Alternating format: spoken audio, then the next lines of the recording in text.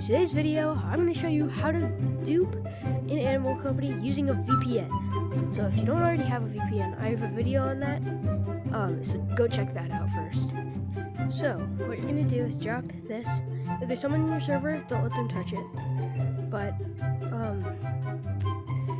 so go to Secure VPN. Now,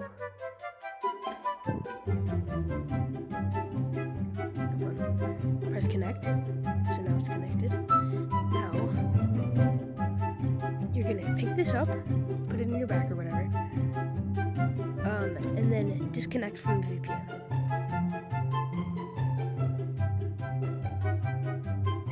Now wait for everything to despawn. Yeah, so they despawned. Now wait for it to respawn, and you duped it. And just to show you, there's neck in that one and neck in this one.